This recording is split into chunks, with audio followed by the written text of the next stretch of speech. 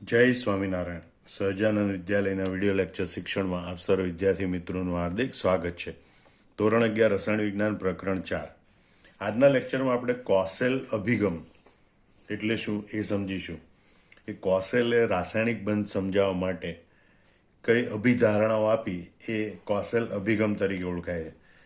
આમ તો ઇલેક્ટ્રોન રચનાના સંદર્ભમાં લુઈસ અને કોસેલ બંનેએ સ્વતંત્ર રીતે સમજૂતી આપવાનો પ્રયત્ન કર્યો. ઇલેક્ટ્રોન રચનાના સંદર્ભમાં રાસાયણિક બંધની સમજૂતી આપવાનો લુઈસ નામના વૈજ્ઞાનિક અને કોસેલ નામના વૈજ્ઞાનિકે સ્વતંત્ર રીતે અભ્યાસ કર્યો હતો. પરંતુ બંનેની સંકલ્પનામાં સમાનતા હતી. બંનેએ એમ સમજાવ્યું હતું કે ઉમદા વાયુ કે જેની બાહ્યતમ કક્ષામાં 8 ઇલેક્ટ્રોન હોય છે, જેના કારણે એ ખૂબ જ સંમિતતા ધરાવે છે અને એના કારણે એ ખૂબ જ સ્થાયી રચના પ્રાપ્ત કરે છે. આમ ઉમદા વાયુ સ્થાયી છે એટલે ઉમદા વાયુ સિવાયના અન્ય તત્વો છે એ ઇલેક્ટ્રોન મેળવીને, ઇલેક્ટ્રોન ગુમાવીને કે ઇલેક્ટ્રોનની ભાગીદારી કરી અને ઉમદા વાયુ જેવી ઇલેક્ટ્રોન રચના પ્રાપ્ત કરવાનો પ્રયત્ન કરે છે અને એના કારણે પરમાણુઓ વચ્ચે રાસાયણિક બંધની રચના થાય છે. તો એ સંદર્ભમાં કોસેલે સૌ પ્રથમ સમજાવ્યું કે ભાઈ આવત કોષ્ટકમાં જોઈએ તો પહેલા સમૂહ 1ના તત્વો આવે, વચ્ચે ડી વિભાગના તત્વો આવે, પછી અહીંયા પી વિભાગના તત્વો આવે. એક પૈકી સમૂહ 17ના તત્વો છે એ હેલોજન તત્વો છે. એ અન્ય બધા તત્વોમાં સૌથી ઊંચા વિદ્યુત ઋણ તત્વો છે, એટલે કે સૌથી વધુ વિદ્યુત ઋણતા ધરાવતા તત્વો છે. સમૂહ 1ના તત્વો છે એ આલ્કલી ધાતુ તત્વો છે, એ સૌથી વધુ વિદ્યુતધન તત્વો છે. અને સમૂહ 18ના તત્વો એ ઉમદા વાયુઓ છે. તો એની જોડે એણે કમ્પેરિઝન કરી કે આવત કોષ્ટકમાં સૌથી ઊંચા વિદ્યુત ઋણ તત્વો એટલે કે હેલોજન તત્વો અને સૌથી ઊંચા વિદ્યુતધન તત્વો એટલે કે આલ્કલી તત્વો એ ઉમદા વાયુથી થોડા અલગ પડે છે. કઈ રીતે અલગ પડે છે?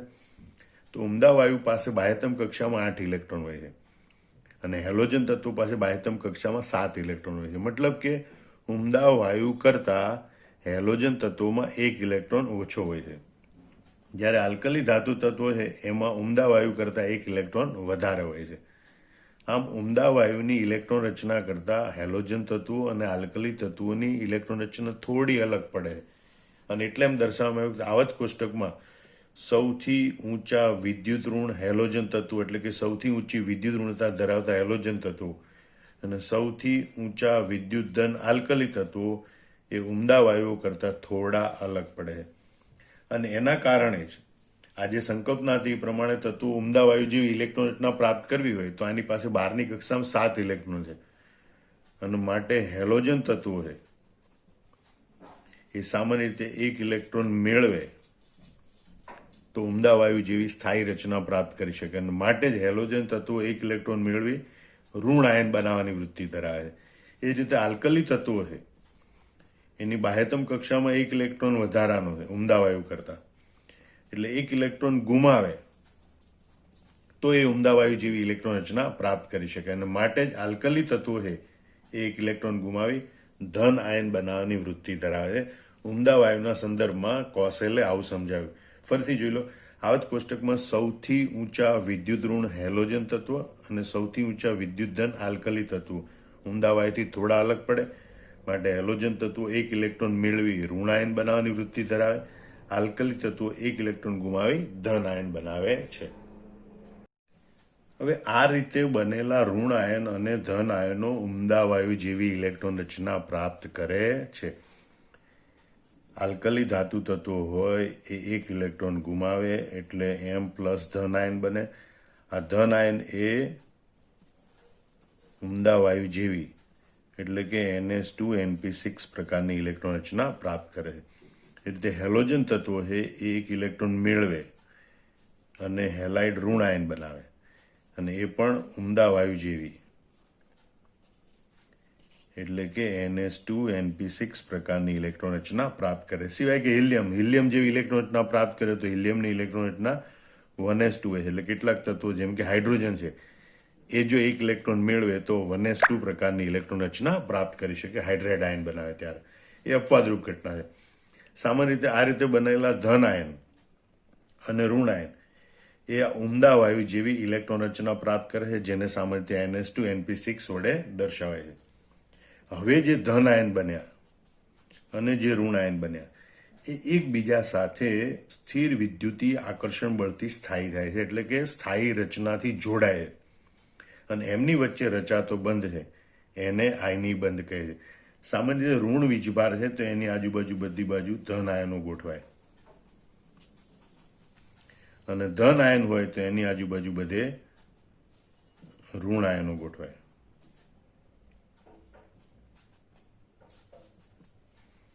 આ રીતે આખું ત્રિપરિમાણીય માળખું રચાતું જાય છે. આમ ધન આયન અને ઋણ આયન વચ્ચે જે રચાતો બંધ છે એને આયની બંધ કહેવાય. ને આયની બંધ ધરાવતા સંયોજનો છે એને આયનીય સંયોજનો તરીકે ઓળખવામાં આવે. આમ ઋણ આયન અને ધન આયન એકબીજા સાથે વિરુદ્ધ વીજભાર છે. આપણે જાણીએ છીએ કે વિરુદ્ધ વીજભાર, ધન વીજભાર અને ઋણ વીજભાર વચ્ચે આકર્ષણ બળ હોય, તો વિરુદ્ધ વીજભાર ધરાવતા આયનો છે તો પણ એકબીજા સાથે એક સ્થિર વિદ્યુતીય આકર્ષણ બળથી જોડાય અને સ્થાયી રચના બનાવે. એના કારણે સંયોજનો બને અને એવા સંયોજનોને આયની સંયોજનો કહે છે. અને આ આકર્ષણ બળથી એમની વચ્ચે જે બંધ રચાય એ બંધને આયની બંધ કહે છે. હવે આ પદ્ધતિ મુજબ આપણે સોડિયમ અને ક્લોરીનમાંથી સોડિયમ ક્લોરાઇડની રચના કેવી રીતે થાય એ આપણે જોઈએ. તો સોડિયમની ઇલેક્ટ્રોન રચના 281 છે. એટલે સોડિયમ પરમાણુ છે એક ઇલેક્ટ્રોન ગુમાવે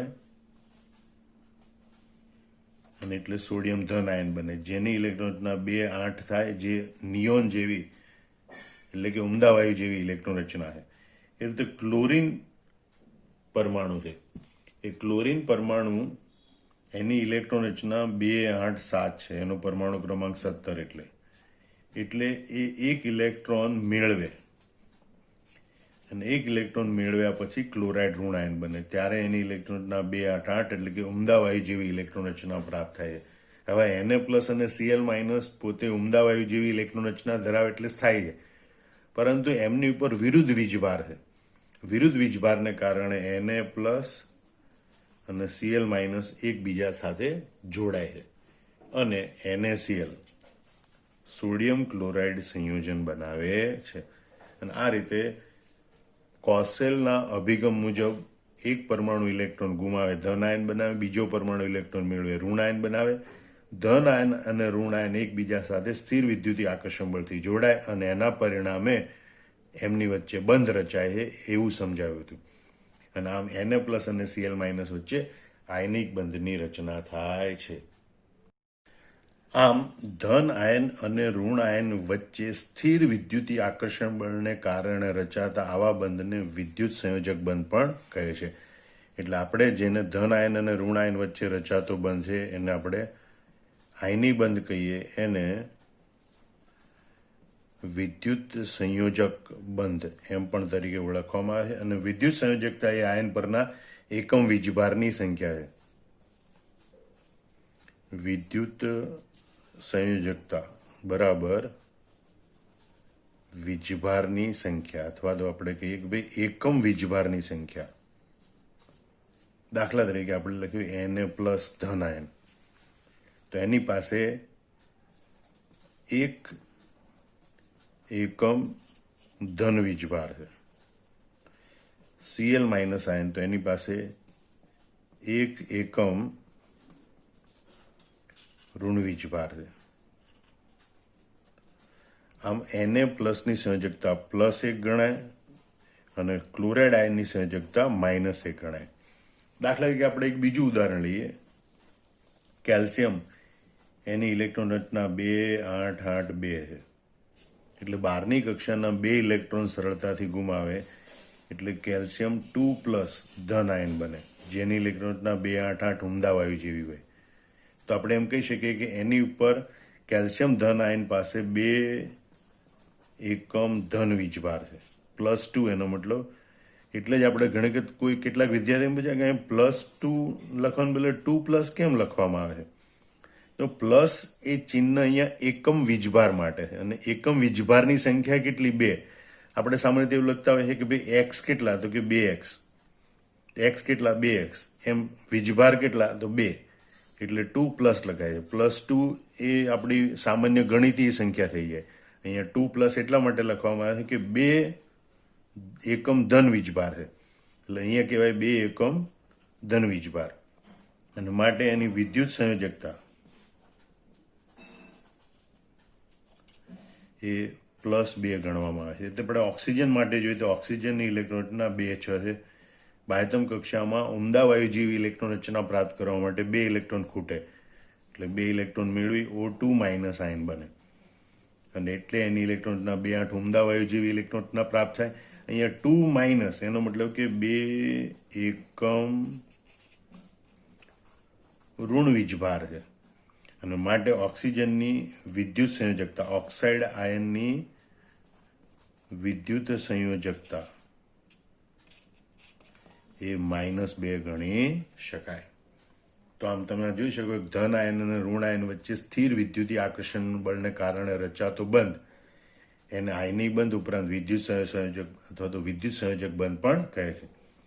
વિદ્યુત સંયોજકતા એ આયન પરના એકમ વીજભારની સંખ્યા છે.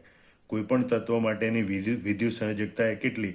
તે ધન આયન કે ઋણ આયન બને ત્યારે એની ઉપર રહેલા એકમ વીજભારની સંખ્યા કેટલી? એટલી એની વિદ્યુત સંયોજકતા હોય છે.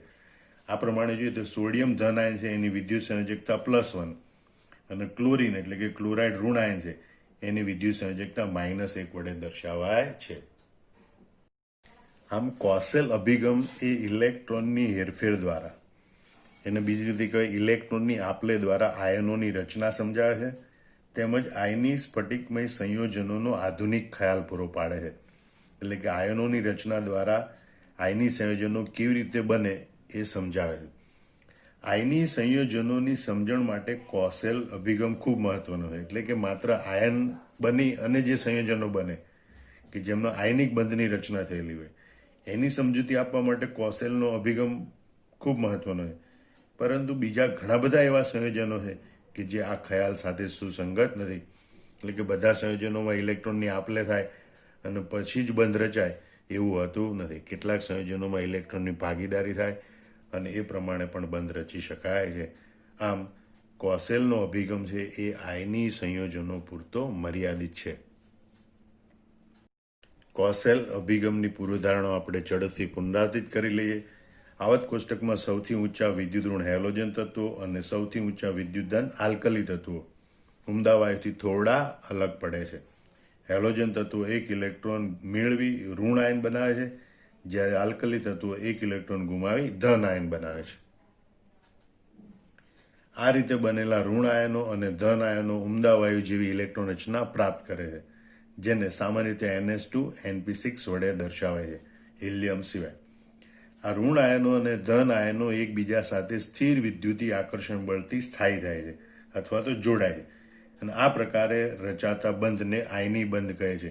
એટલે કે ધન આયન અને ઋણ આયન વચ્ચે રચાતો બંધ છે એને આયની બંધ કહે છે. આ પદ્ધતિ મુજબ સોડિયમ અને ક્લોરીનમાંથી NaCl ની રચના આ પ્રમાણે સમજાવી શકાય. Na gives Na++ electron, Cl+ electron gives Cl-. Na++ Cl- gives NaCl. આમ ધન આયન અને ઋણ આયન વચ્ચે સ્થિર વિદ્યુતીય આકર્ષણ બળને કારણે રચાતા આવા બંધને વિદ્યુત સંયોજક બંધ પણ કહે છે. વિદ્યુત સંયોજકતા એ ધન આયન પરના એકમ વીજભારની સંખ્યા છે. આમ સોડિયમ ધન આયનની વિદ્યુત સંયોજકતા +1 છે. એટલે કે સોડિયમ ધન આયનમાં 1 એકમ ધન વીજભાર છે. ક્લોરીન ઋણ આયનની વિદ્યુત સંયોજકતા -1 છે. એટલે કે ક્લોરાઇડ ઋણ આયનમાં 1 એકમ ઋણ વીજભાર હોય છે. આમ કોસેલ અભિગમ એ ઇલેક્ટ્રોનની હેરફેર દ્વારા એટલે કે ઇલેક્ટ્રોનની આપલે દ્વારા આયનોની રચના સમજાવે તેમજ આયનીય સ્ફટિકમય સંયોજનોનો આધુનિક ખ્યાલ પૂરો પાડે છે. આયની સંયોજનની સમજણ માટે આ કોસેલનો અભિગમ ખૂબ મહત્વનો છે, પરંતુ બીજા ઘણા બધા એવા સંયોજનો છે કે જે આ ખ્યાલ સાથે સુસંગત નથી. આમ કોસેલ અભિગમ બરોબર મોઢે કરી નાખવાનો અને પછી નોટબુકમાં એની બધી અભિધારણાઓ, સમજૂતી અને ઉદાહરણ જાતે લખી નાખવાના. જય સ્વામિનારાયણ.